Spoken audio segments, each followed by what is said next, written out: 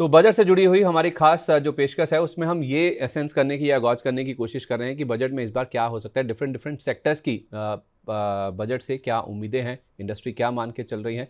इसी कड़ी में आज हमारे साथ पावर सेक्टर पर डिस्कशन करने के लिए एलारा कैपिटल के सीनियर वीपी रिसर्च रुपेश सांखे जी कार्यक्रम में शामिल हो रहे हैं। उनके पास चलते हैं, उनका स्वागत करते हैं। Rupesh sir, good to have you on the show sir. Very good morning, बहुत स्वागत है आपका या मनी नाइन पर। Yeah good morning, good morning. तो सर, पावर सेक्टर की हम बात करते हैं क्योंकि पावर सेक्टर एक सनसेट सेक्टर है, ग्रोइंग सेक्टर है। तो पावर सेक्टर ज़रूरत भी है हमारी, अगर इकोनॉमी ग्रो कर रही है तो पावर सेक्टर की काफ़ी महत्ता भी है हमारी इकोनॉमी में। तो पिछली बार की अगर हम बात करें ना सर, लास्ट ईयर अगर हम बजट की बात करें तो पिछले साल न्यूक्लियर का पावर की बातें बहुत ज़्यादा हुई थी। कुछ बड़ा आवंटन या फिर कोई ऐसा गेम प्लान तो कुछ नहीं आया था। तो इस बार की जहाँ तक बात है, स्पेशली जब हम 2047 तक 100 गीगावाट का टारगेट लेके चल रहे हैं, तो अभी हम कहाँ 9-10 गीगावाट के आसपास हैं। तो उस लिहाज से क्या ये जो शांति बिल भी पास हुआ अभी, पिछला जो सेशन था बजट का, क्या ये इंडिकेट कर रहा है कि इस बार अगर पावर सेक्टर में कुछ होना है तो न्यूक्लियर का बड़ा कुछ एलोकेशन या फिर बड़े अनाउंसमेंट हो सकते हैं न्यूक्लियर पावर को लेकर? या डेफिनेटली अगर आप देखेंगे ना, लास्ट ईयर का जो बजट अनाउंसमेंट हुआ था, वहां पे nuclear, solar and clean technology, ये तीन सेगमेंट काफी फोकस में थे। मुझे लगता है कि इस बजट में भी आपको न्यूक्लियर रिलेटेड बहुत सारा अनाउंसमेंट आ सकता है। जो लास्ट ईयर का बजट में जो अनाउंसमेंट हुआ था कि जो एटॉमिक एनर्जी एक्ट 1962 का था, या न्यूक्लियर सिविल लायबिलिटी वाला इशू था 2010 वाला, उसमें अमेंडमेंट की बात हुई थी। और ये चीज अगर पार्लियामेंट में पास हो गया शांति बिल में, तो मुझे लगता है कि अभी ऑन ट्रैक है। और उससे रिलेटेड मुझे लगता है अभी जो चीज होने है, जैसे अभी प्राइवेट सेक्टर को अलाउड किया है, जो भी लायबिलिटी था वो पहले सप्लायर्स के इसमें था, अभी वो डेवलपर के पास रख दिया है। तो काफी हद तक जो रिस्क था, जो इश्यूज था सेक्टर में, वो काफी हद तक एड्रेस किया है। तो मुझे लगता है आगे जाके अभी इंडिया के पास, जैसे आपने बोला कि अपने पास पूरा सिस्टम प्लेस है, इंडिजिनस टेक्नोलॉजी है रिएक्टर छोड़ के। और जिस हिसाब से लास्ट ईयर में जो हमने देखा कि 20,000 करोड़ का न्यूक्लियर मिशन के लिए, जो स्मॉल मॉड्यूलर रिएक्टर के लिए हम लोग ने देखा था कि एक अनाउंसमेंट हुआ था कि अगर 5 रिएक्टर आ जाता है तो उसमें 20,000 करोड़ का होगा 2032-33 तक। अभी मुझे लगता है कि उसमें बहुत सारे जो अभी कैपेक्स देखेंगे तो कम से कम 30 करोड़ पर मेगावाट बेसिस पे आ रहा है स्मॉल मॉड्यूलर रिएक्टर में, और न्यूक्लियर में वो 20 करोड़ के आसपास आ रहा है। तो ये बहुत बड़ा कैपिटल इंटेंसिव है। तो मुझे लगता है आगे जाके इसको पीएलआई स्कीम्स, या अगर रिन्यूएबल में क्लासिफाई करता है तो हो सकता है उसमें जीएसटी का रिडक्शन होगा। जो अभी 18% है, वो आगे जाके 8 या 10% भी हो सकता है। तो हम्म। एनकरेज सिस्टम वैल्यू चेन को एनकरेज करने के लिए हमें लगता है कि ये वैल्यू चेन में काफी कुछ अनाउंसमेंट आ सकते हैं, सो दैट कि वो प्राइवेट प्लेयर्स का जो ओपन किया है डोर, उसमें हम्म। उनको अच्छा तरह से अपॉर्चुनिटी मिले। तो हो सकता है कि न्यूक्लियर अभी फोकस में रहेगा। और गवर्नमेंट का भी टारगेट है कि 2047 तक 100 गीगावाट का, तो वो बड़ा रोड मैप है। तो अगर उसको अगर एड्रेस करना है तो कहीं ना कहीं बजट में कैपिटल आउटले, या कुछ इंसेंटिव्स, या कस्टम ड्यूटी रिडक्शन, और पीएलआई काइंड ऑफ थिंग, ये आना जरूरी है। अच्छा, मतलब आर एन डी पर आवंटन के साथ साथ आप कह रहे हैं कुछ पीएलआई स्कीम भी आ सकते हैं। तो बेसिकली जो न्यूक्लियर पावर है, क्योंकि उसका कॉस्ट काफ़ी हाई है इंडिया में अभी, जहां हम रफली 5 करोड़ प्रति मेगावाट के आसपास हैं रिन्यूएबल या फिर थर्मल पावर की बात करें, तो आप कह रहे हैं कि न्यूक्लियर पावर इज़ 20 करोड़ पर मेगावाट, राइट? तो उसको रिड्यूस करने के लिए कुछ हो सकता है कि सरकार अनाउंसमेंट्स कर दे इस बार। या डेफिनेटली, क्योंकि ये चीज में अनसर्टेनिटीज बहुत है। हम्म। वो काफी हद तक एड्रेस किया है। तो मुझे लगता है अगर इसको अगर बेस लोड कंसिडर करता है, ये क्लीन टेक्नोलॉजी, अगर आपका इसमें क्लाइमेट का जो टारगेट है 2070 तक, तो उसमें ये अच्छे तरह से बैठ जाता है। और जो जिस हिसाब से रिन्यूएबल एनर्जी का आगे पीछे होता है प्रोडक्शन, उसके लिए बैटरी स्टोरेज के साथ साथ अगर न्यूक्लियर आता है स्मॉल मॉड्यूलर रिएक्टर, तो मुझे हम्म। लगता है कि round the clock power supply के लिए एक अच्छा है। उसमें बहुत सारे कैप्टिव पावर प्लांट भी उसको रिप्लेस करके एसएमआर लगा ले सकते हैं। अभी हमने ये देखा कि जो 12 स्मॉल रिएक्टर के लिए अच्छा खासा रिस्पांस भी आया है। तो मुझे लगता है कि हम्म। इसको लॉन्ग टर्म सस्टेनेबल एनर्जी के पर्सपेक्टिव से देखेंगे मार्केट। और मुझे लगता है बजट में भी इससे इससे रिलेटेड कुछ ना कुछ पॉजिटिव आने की होप्स है। ठीक है, ओके। न्यूक्लियर पावर के अलावा ना सर, होप्स अगर है ना किसी स्पेस को लेकर या किसी सेगमेंट को लेकर पावर सेक्टर में, वो है सोलर पावर को लेकर। और सोलर पावर को लेकर ना सर, हमने देखा था कि पिछली बार काफ़ी थ्रस्ट था बजट में, और लोगों का इंटरेस्ट भी काफ़ी अच्छा आया, चाहे आप डिफरेंट स्कीम्स की बात करें, चाहे आप रूफ टॉप सोलर की बात करें, या फिर जो पीएम सूर्य योजना है उसको लेकर भी काफ़ी अच्छे इंटरेस्ट लोगों की ओर से देखने को मिल रहे हैं। तो आपके हिसाब से सर यहाँ पर आवंटन बढ़ेगा, बढ़ना तो लगभग तय ही नज़र आ रहा है। आपकी राय क्या है सर? कुछ और भी हो सकता है? सोलर पावर को लेकर मुझे लगता है कि इस बार भी बजट में काफ़ी बातचीत होने वाली है।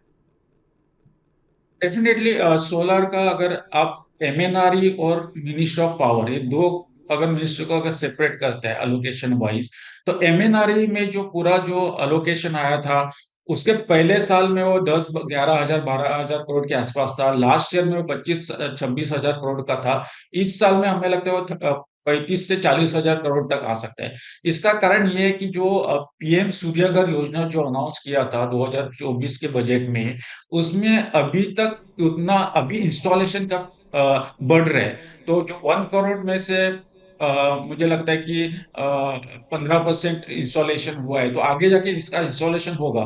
और उसके लिए जो गवर्नमेंट जो सब्सिडी दे रहा है, जो मैक्सिमम 78,000 पर पर फैमिली 3 kW के आसपास है, तो उसमें वो फिर अभी जो इंस्टॉलेशन बढ़ रहा है, तो लगता है कि उसमें जो बजटरी आउटले है वो बढ़ जाएगा। और अगर आप सोलर वैल्यू चेन में देखेंगे, तो सोलर सेल्स और मॉड्यूल्स में लास्ट ईयर में हमने देखा कि बीसीडी कस्टम ड्यूटी कम होता है, वहां से आगे जाने का चांसेस कम है। और बहुत सारे ऑफ बजट अनाउंसमेंट भी हुए हैं, जैसे कि हम्म। ट्रांसमिशन वेवर ऑफ किया है। फिर उसके बाद एएलएम जो है, जो approved list of solar module manufacturers, approved list of solar cells, PLI scheme भी हमने देखा है कि वेफर और इंगोट में भी आया है। तो मुझे लगता है उस पार्ट में ज्यादा कुछ अनाउंसमेंट नहीं आएगा। लेकिन जो पीएम सूर्यघर योजना है, जहाँ पे अलोकेशन अभी बढ़ने का चांसेस ज्यादा है, क्योंकि इंस्टॉलेशन काफी बढ़ रहे हैं, तो वो एक आएगा। और दूसरा कि जो आपने बताया कि कुसुम योजना, जो कुसुम हम्म। जो आया था, जहाँ पे 4 डिवीजन में उन्होंने डिवाइड किया, part A, part B, part C, part D. तो पार्ट बी में अलोकेशन अच्छा हुआ है, लेकिन पार्ट ए, पार्ट सी और पार्ट डी में इंस्टॉलेशन नहीं हुआ है। तो मुझे लगता है कि गवर्नमेंट भी उसको एनकरेज करेंगे, थोड़ा सब्सिडी दे सकता है, सो दैट कि जो कुसुम योजना जो पूरी तरह से इम्प्लीमेंट हो जाएगा। और उसका पोटेंशियल कम से कम 30 हजार मेगावाट का है, और अभी तक हार्डली ज्यादा कुछ हुआ नहीं। तो मुझे लगता है कुसुम रिलेटेड थोड़ा बहुत इंसेंटिव्स आ सकते हैं, जो सोलर पंप्स के लिए डायरेक्टली प्रॉफिटेबल हो। अच्छा सर, सोलर बैटरी की कॉस्ट में काफ़ी कमी आई, जैसे आप हाईलाइट कर भी, लेकिन जो बैटरी स्टोरेज है ना सर, उसको लेकर अभी भी बहुत ज़्यादा काम होना बाकी है, क्योंकि आगे डिमांड बहुत तेज़ी से बढ़ने की उम्मीद है। और इस बार हो सकता है कि बैटरी स्टोरेज के ऊपर भी सरकार का काफ़ी बड़ा फोकस हो। तो इन लाइंस पर इस बार क्या एक्सपेक्टेशन है आपकी?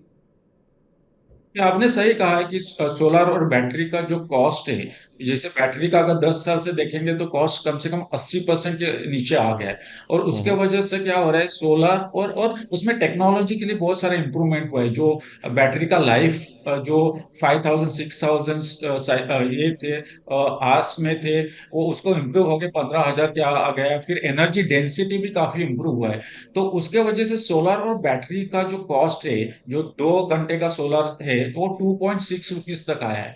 वो हम्म। बहुत ही अट्रैक्टिव है। इसलिए मुझे लगता है कि डिस्कॉम्स जो डिस्ट्रीब्यूशन कंपनीज है, वो लोग इस सोलर प्लस बैटरी को काफी फेवरेबली और पॉजिटिवली ले रहे हैं। तो आगे जाके बैटरी का इंस्टॉलेशन बहुत जरूरी है। अगर रिन्यूएबल एनर्जी आ रहा है, और रिन्यूएबल एनर्जी का अगर अपने को कर्टेनमेंट नहीं चाहिए, तो सोलर एक प्लस बैटरी इसेंशियल है।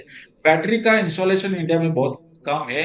बैटरी हम लोग बहुत सारे चाइना से, बाकी कंट्री से इंपोर्ट कर रहे हैं। तो मुझे लगता है एक डोमेस्टिक मैन्युफैक्चरिंग और डोमेस्टिक के लिए मुझे लगता है बैटरी स्टोरेज, बैटरी इंस्टॉलेशन के लिए कुछ ना कुछ ड्यूटीज रिडक्शन, इंसेंटिव आने का चांसेस है। Already battery related viability gap funding जो है, या जो पर मेगावाट बेसिस में जो उनको वायबिलिटी गैप फंडिंग दे रहे हैं, वो है ऑलरेडी।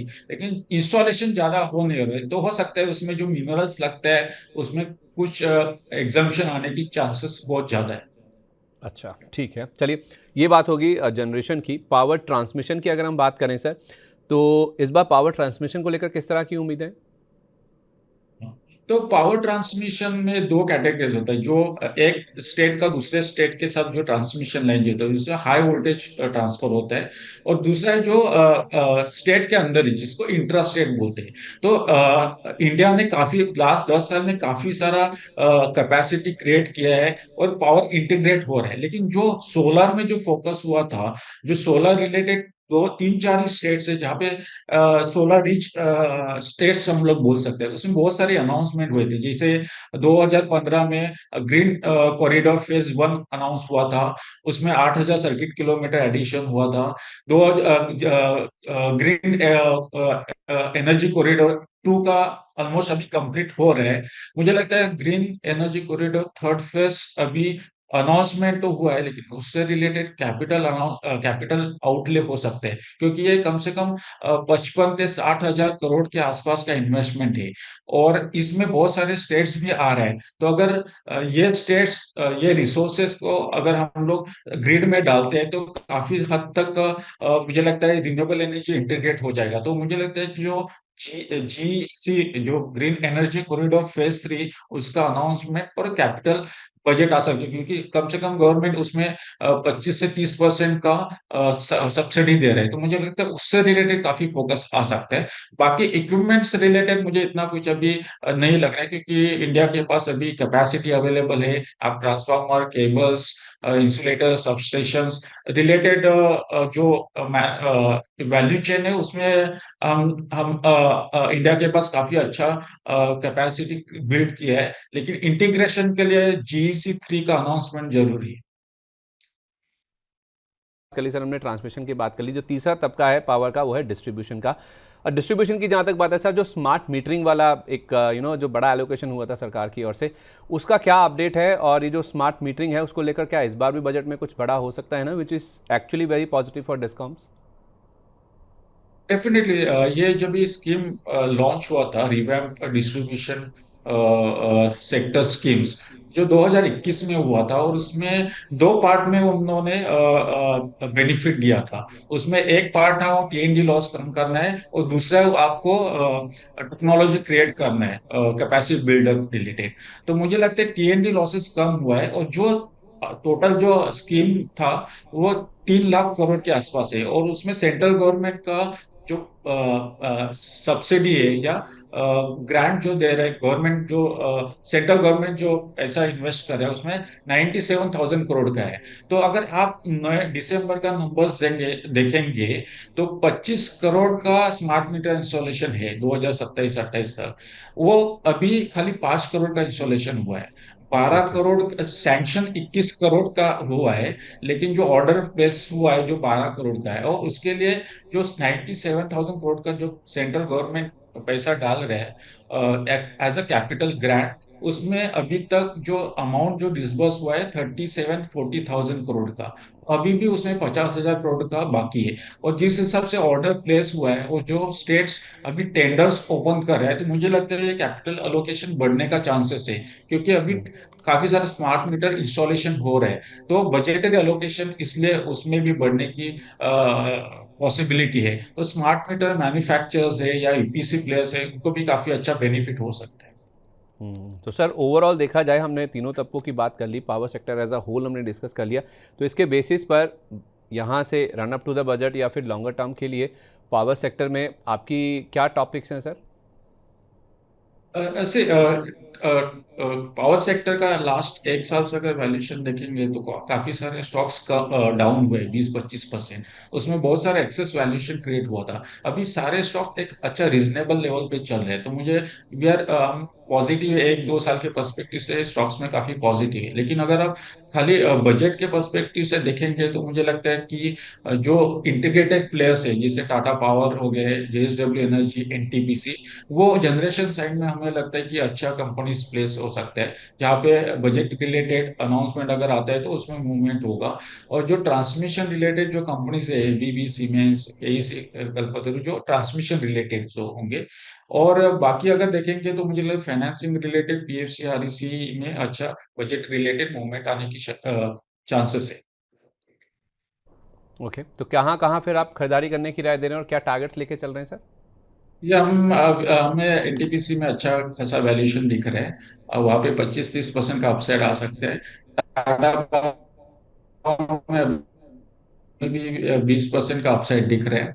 आप पीएफसीआरई से देखेंगे तो उसमें भी काफी हम लोग पॉजिटिव है। और बाकी हम्म। जो कंपनीज है, जैसे जो अभी रिन्यूएबल एनर्जी में फोकस कर रहे हैं, जैसे एनएलसी इंडिया, सीईएससी, उसमें भी हमें 25 से 30% का अपसाइड दिख रहा है, क्योंकि वैल्यूएशन अभी अच्छे लेवल पे आ गए। ओके, तो आपके हिसाब से मतलब पावर सेक्टर में इस बार भी हो सकता है कि काफ़ी दमदार अनाउंसमेंट्स होते हुए दिखें और उसके बेसिस पर ना केवल बजट तक बल्कि ओवर द लॉन्गर टर्म भी काफ़ी सारी कंपनियां हैं जिनमें काफ़ी अच्छा पोटेंशियल है यहाँ या से और अपसाइड न्यूक्लियर दिखाने का। वैल्यू चेन में जो कंपनीज है, जो या न्यूक्लियर वैल्यू चेन में जो अभी कंपनीज है, जो जी प्राइवेट सर, प्लेयर्स को हाँ। अलाउ किया है, उसमें एल&टी है, बीएचईएल है, हम्म। वॉल्चन नगर्स है, ये काफी सारे बहुत साल से इसमें काम कर रहे हैं। तो अगर न्यूक्लियर में कुछ अनाउंसमेंट आता है तो इस कंपनी का जो कैपेसिटी है वो रैंप अप होने में मदद होगा। तो इस कंपनी से अगर हम हमें लॉन्ग टर्म पर्सपेक्टिव से देखना पड़े। चलिए ठीक है, बहुत शुक्रिया आपका सर। कोई डिस्क्लोजर जितने भी स्टॉक्स आपने डिस्कस किए उनको लेकर? से हमारे क्लाइंट के पास ये स्टॉक्स हो सकते हैं, क्योंकि ये म्यूचुअल फंड्स है। There are clients, but specific मेरे अकाउंट में ये स्टॉक्स नहीं है। चलिए, बहुत शुक्रिया आपका sir. Thank you so much अपना कीमती समय आज हमारे साथ शेयर करने के लिए। Wish you a very good day sir. चलिए, ये तो था पावर सेक्टर से जुड़ा हुआ हमारा खास डिस्कशन कि इस बार क्या उम्मीदें हैं। तो बड़ा आवंटन हो सकता है काफ़ी सारी चीज़ों को लेकर, स्पेशली सोलर को लेकर, डिस्ट्रीब्यूशन को लेकर भी। तो उसके ऊपर हमें नज़र रखनी होगी और उसका इम्पैक्ट कुछ जो न्यूक्लियर कंपनीज हैं उनके ऊपर भी देखने को मिल सकता है।